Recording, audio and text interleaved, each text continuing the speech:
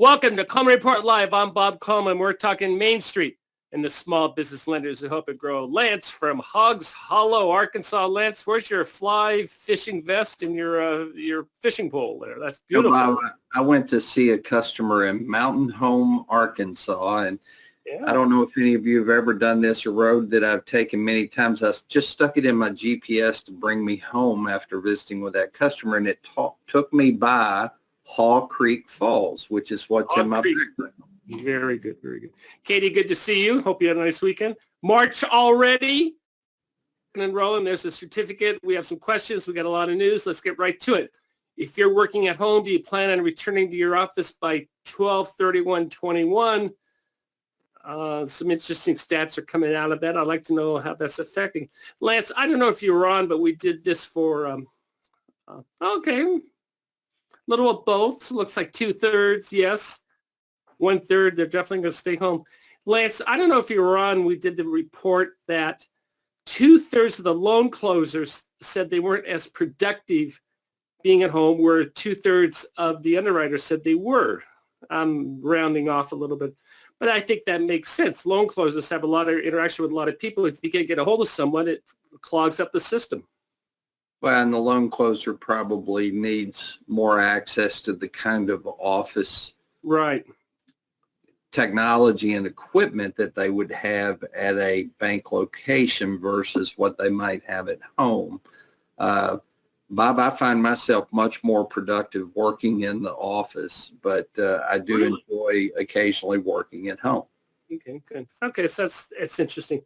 One of the things, we're putting together a compensation survey. Katie, how many people have filled out the survey so far? Last I checked, it was about 100. Oh, I haven't seen the newest results. That's way more than I last saw. So definitely over 100 then. Yeah, fill that out. We'll get that, fill that out, and you will get a free copy for your job description. But do you have a geographical component? 1 in 10 say yes, and 60% say no, we don't have it. You can, Lance, do you see more of that as your staff working for Bank of Ozarks, and we're all of a sudden now they're Seattle? We're a large enough institution, Bob, that our HR department takes care of all that. But as an example, when I was deputy director at SBA, Bob, the compensation for a particular grade and step was different based on your geographic location. There were some locations that got a little bump because the cost of living was more significant. And I wouldn't be surprised if financial institutions have that as well, because our bank is in 15 different states. We're actually out in California, Bob. Very good. Yeah, and it's interesting to track that. We're tracking that. I want to know geographical ranking is, I think that's important. Finally, okay, let's talk about the COVID relief bill, Katie, and then let's hold off on the third poll question until after that. Katie, what did 2 o'clock in the morning, Congress is working hard, and what did I misspoke. The House is working hard, and what did the House do? Yeah, so they passed the $1.9 trillion stimulus package that President Biden has been supporting. That bill includes $50 billion in targeted relief for small businesses. And I believe we've discussed this on the show before, but just kind of a quick recap. That includes things like expanded PPP eligibility for nonprofits. It also includes a lot of money for EIDL, both the advance and the program itself. Some more money for the Shuttered venue grant program, which hasn't quite been launched yet, last I checked. And it also will be instituting this restaurant grant program, which will be very interesting and I think help a lot of restaurants that are really struggling through this pandemic. So do we know any details? More or less, it's mostly just extra funds for most projects. Do we know any details on how this? I'm very interested in the restaurant and the Shuttered venue. Do we have any specific details of how this is going to look yet? Lance is shaking his head. Yeah, not too much in details, especially on how it's going to be how you apply and things like that. We know the basics of like eligibility and things like that. Unfortunately, I don't have that on my screen right now, but we only really know the basics. Well, and the Shuttered Venue Grant, Bob, and the Restaurant Grant Program, both are needed yesterday. So hopefully they will not take a lot of time figuring that out. Yeah. On the EIDL advance, Lance, can we get an EIDL advance after you have a first and second draw PPP loan? What do you think the government's going to do? The answer is, and this is just from my knowledge, I would say yes.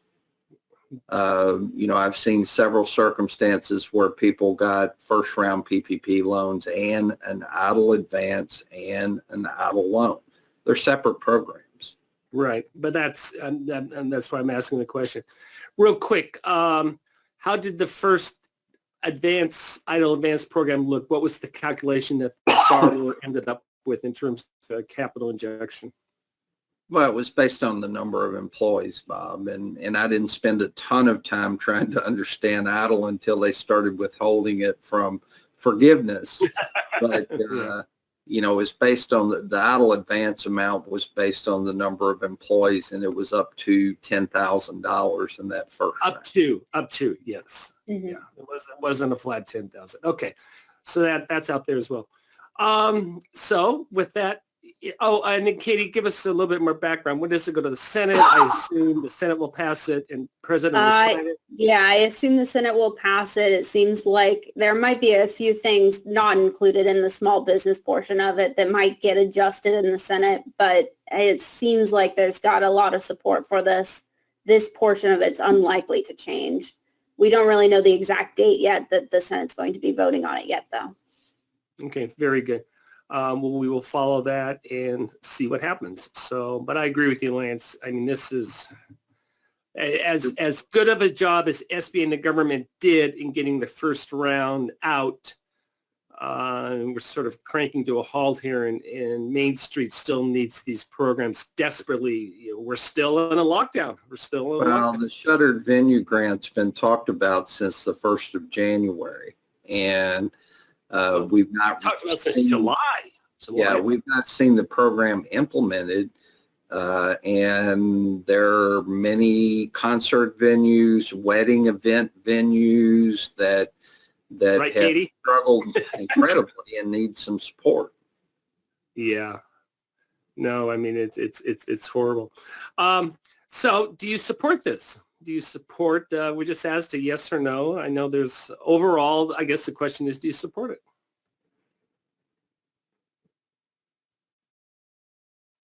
Oh, it's interesting. I thought we'd have a little bit more support, Lance.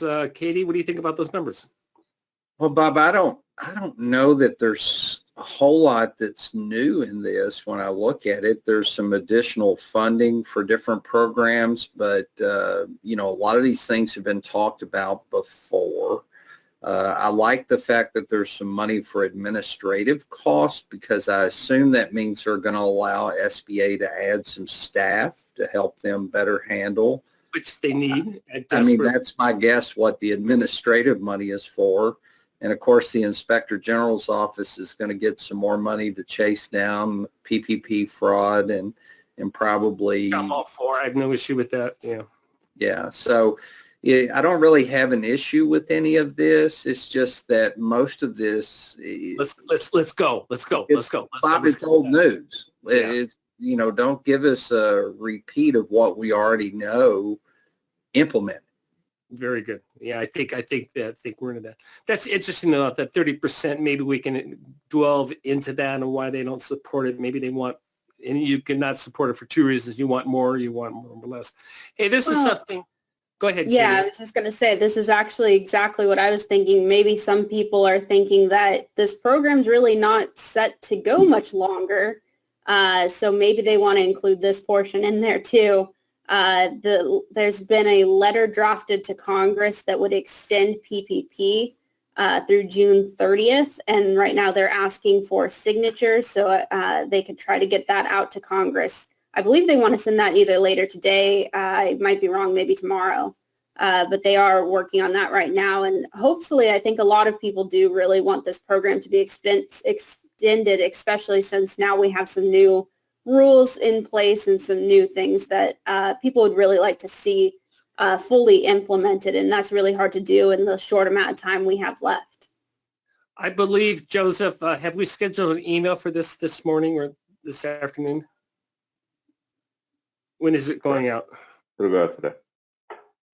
Pardon? It'll go out soon today. It'll go out soon. Thank you, Joseph. And we're going to send you both the letter, and then there's simple form. You simply add your name. I know it's problematic sometimes if you want to sign on behalf of your institution, especially if you're a larger one, so you can sign as an individual. The question was brought up, can borrowers sign this? Absolutely. It was interesting. One of the bank trade organizations balked at signing the letter because, Lance, why do you think they balked?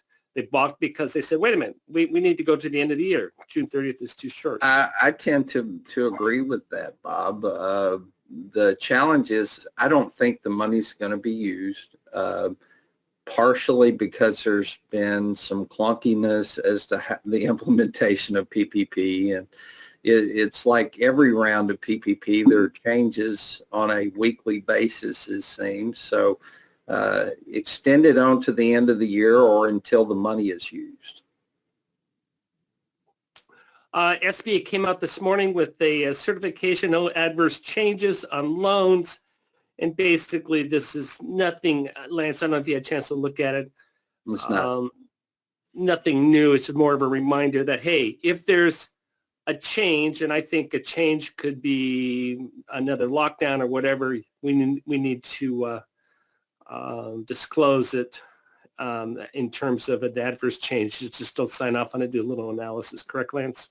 Yes, this is not anything new. This is more of a reminder. Very good. PPP flexibility for farmers and ranchers. What is this about, Katie?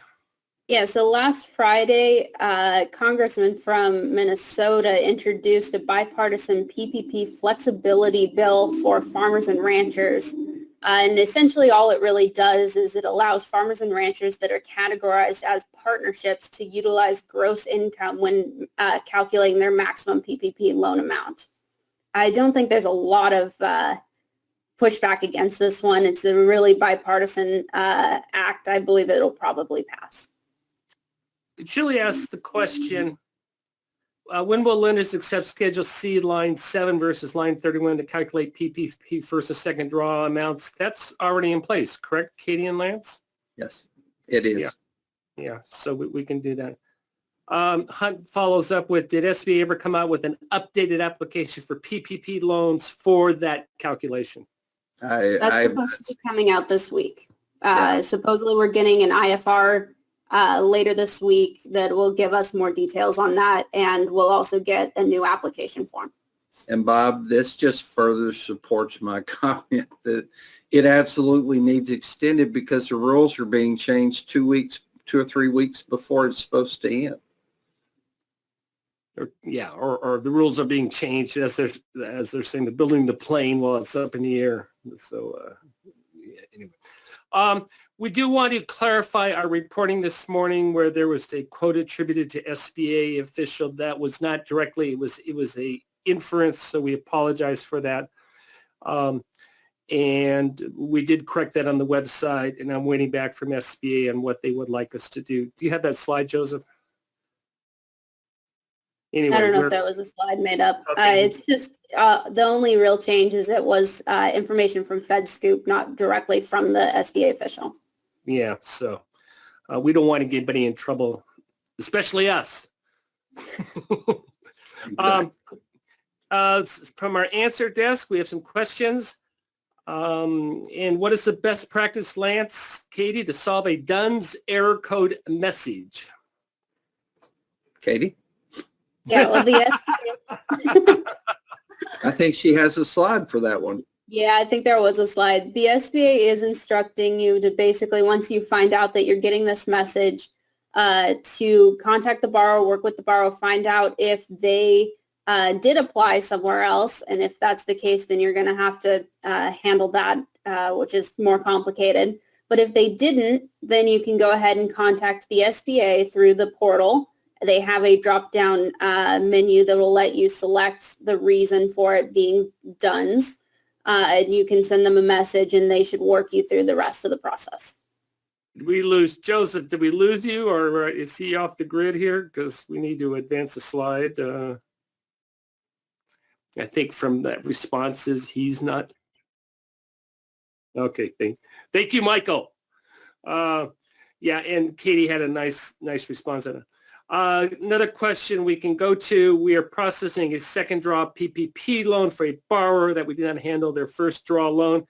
Is there any way to obtain that number for the first draw loan? Every time we ask the borrower, they give us an incorrect number.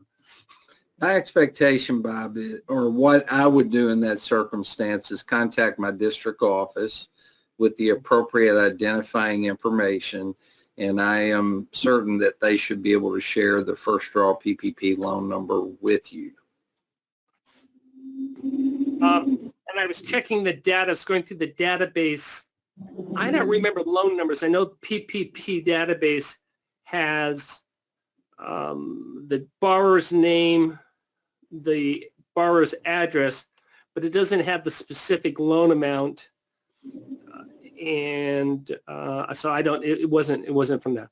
Oh, and here's Katie's nice little write up on what to do on a DUNS error code message. Hey, what we're doing on our PPP answer desk. Go ahead and advance a couple slides, Joseph. Here we go. This user code's good all week. Go in there, take a look at it. The user is first of all, it's pppanswerdesk.com, and user is PPP lender. Is there a space in there? I assume, and then the password is PPP lender. Is that correct? Okay. And Katie and Lance have been good at answering those questions. And Lance, you were saying that we're starting to develop a pretty good backlog, a library of questions, aren't we? Absolutely. So get in there. Katie has posted a tremendous amount of good information about the PPP loan program. I am popping in periodically trying to provide responses to your questions. So jump in there and ask questions, or just read and get additional information about PPP lending.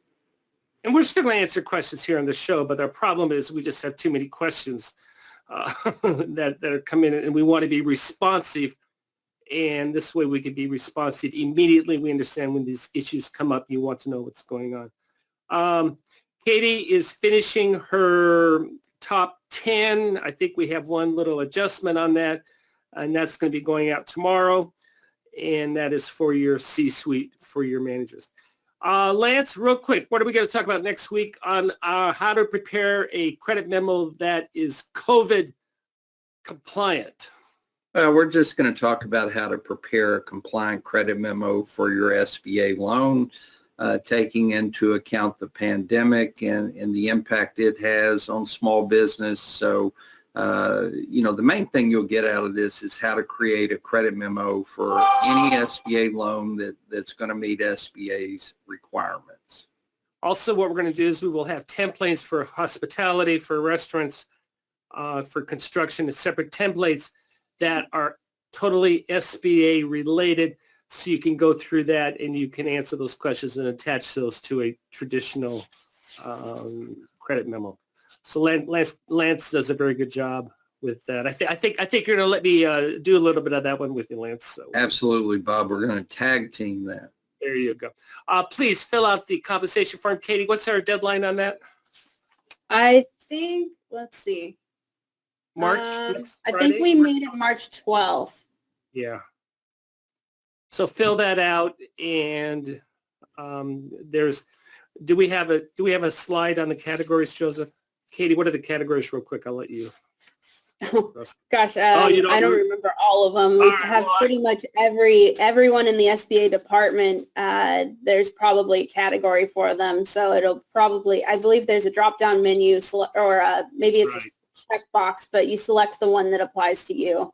I think we have pretty much everybody in the SBA department.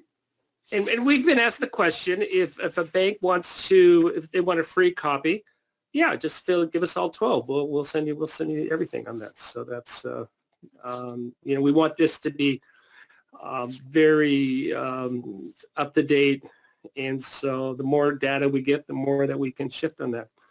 Very good. Lance, good to see you. I'm glad your GPS did not lead you astray. We will follow up on the what's happened in Congress on that. Feel free to attach your name to that PPP memo, and there's all our stuff. And of course, questions. Send us your questions. And thank you for joining us today for Coleman Report Live and for supporting America's Main Street, one entrepreneur at a time. Have a great day. Have a great day.